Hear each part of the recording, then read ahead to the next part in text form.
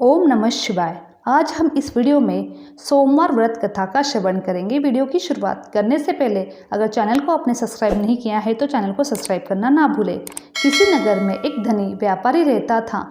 दूर दूर तक उसका व्यापार फैला हुआ था। नगर के सभी लोग उस व्यापारी का सम्मान करते थे।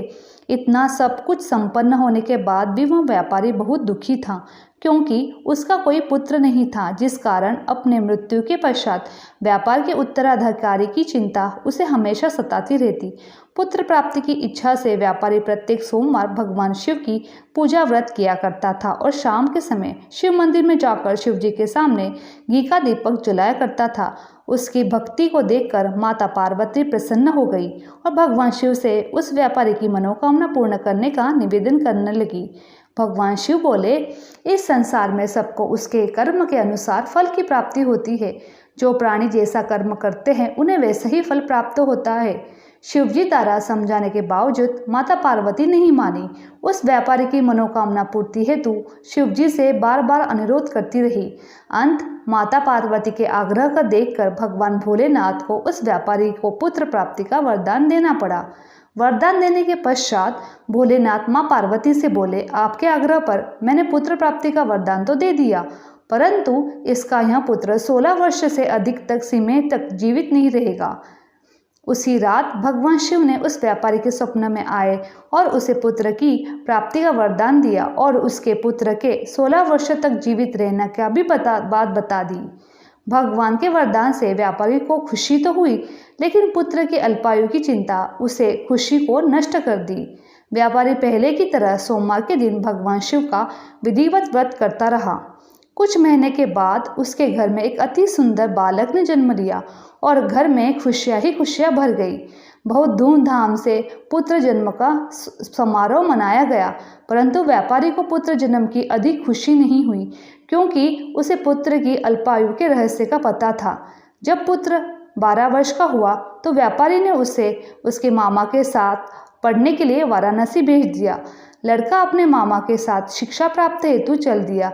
रास्ते में जहाँ भी मामा भांजे विश्राम हेतु रुकते, वही यज्ञ करते और ब्राह्मणों को भोजन कराते। लंबी यात्रा के बाद मामा भांजे एक नगर में पहुंचे। उस दिन नगर के राजा की कन्या का विवाह था, जिस कारण पूरे नगर को सजाया गया था। निश्चित समय पर बारात आ गई, लेकिन वर के पिता ने अपने बेटे के एक आंख से काना होने के कारण बहुत चिंतित था। उसे भय था कि इस बात का पता चलने पर कहीं राजा विवाह से इनकार न कर दे, इससे उसकी बदनामी भी होगी। जब वर के पिता ने व्यापारी को पुत्र को देखा तो उसके मस्तिष्क में एक विचार आया। उसने सोचा, क्यों ना इस लड़के को दूल्हा बनाकर राजकुमारी से विवाह करा दूं। विवाह के बाद इसको धन देकर विदा कर दूंगा और राजकुमारी को अपने नगर ले जाऊंगा। वर के पिता ने लड़के के मामा को इस संबंध में बात की। मामा ने धन मिलने के लालच में वर के पिता की बात स्वीकार ली। लड़के को दूल्हे का वस्त्र पहनाकर राजकुमारी से विवाह कर दिया।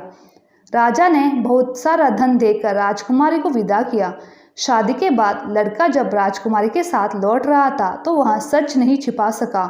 उसने राजकुमारी के ओढ़नी पर लिख दिया, राजकुमारी, तुम्हारा विवाह मेरे साथ हुआ है। मैं तो वाराणसी पढ़ने जा रहा हूँ। अब तुम्हें जिस नवयुवक पत्नी बनना है वह एक हाथ से काना है। जब राजकुमारी ने अपनी ओढ़नी पर लिखा हुआ पढ़ा तो उसने काने लड़के के साथ जाने से इनकार कर दिया। राजा को जब यह बात पता चली तो उसने राजकुमारी को महल में ही रख लिया। उधर लड़का अपने मामा के साथ वाराणसी पहुंच गया। गुरुकुल में पढ़ना शुरू कर दिया। जब उसकी आयु 16 वर्ष की हुई तो उसने यज्ञ किया। यज्ञ के समाप्ति पर ब्राह्मणों को भोजन करवाया, खूब अन्न वस्त्र दान दिए। रात में वह अपने शयन कक्ष में सोने गया। शिव के वरदान के अनुसार शयनावस्था में उसके प्राण चले गए। सूर्योदय पर मामा मृत्यु भांजे को देखकर रोने पिटने लगा। आसपास के लोग एकत्र होकर दुख प्रकट करने लगे। लड़के के मामा के रोने के विलाप के स्वर समीप गुजरते हुए भगवान शिव और माता पार्वती ने सुन लिए। माता पार्वती ने भगवान से कहा, प्राणनाथ, मुझे इसके रोने के स्वर सहन नहीं हो रहे, आप इस व्यक्ति को कष्ट दूर करो। भगवान शिव ने माता पार्वती के साथ अदृश्य रूप में समीप जाकर देखा तो भोलेनाथ माता पार्वती से बोले, यह तो उसी व्यापारी का पुत्र है जिसे मैंने 16 वर्ष की आयु का वरदान दिया था। इसकी आयु तो पूरी हो गई, माता पार्वती ने फिर भगवान शिव से निवेदन किया कि उस बालक को जीवन देने का आग्रह किया। माता पार्वती के आग्रह पर भगवान शिव ने उस लड़के को जीवन दान प्रदान किया। कुछ ही पल में वह लड़का उठकर बैठ गया। शिक्षा समाप्त करके लड़का मामा एक साथ अपने नगर की ओर चल दिए। दोनों चलते हुए उसी नगरी में पहुंचे जहां उसका विवाह हुआ था।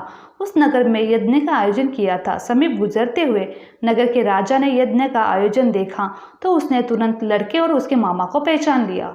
यज्ञ समाप्त होने पर राजा ने मामा और लड़के को अपने महल में ले गया। कुछ दिन उन्हें महल में रखकर बहुत सा धन वस्त्र आदि देकर राजकुमारी के साथ विदा कर दिया।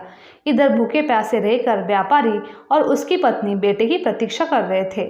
उन्होंने प्रतिज्ञा कर रखी थी यदि उन्हें अपने बेटे की मृत्यु का समाचार मिला तो दोनों अपने प्राण त्याग देंगे। परंतु जैसे ही उसने बेटे के जीवित वापस लौटने का समाचार सुना तो वह बहुत प्रसन्न हुआ। वह अपने पत्नी और मित्रों के साथ नगर के द्वार पर पहुंच गया।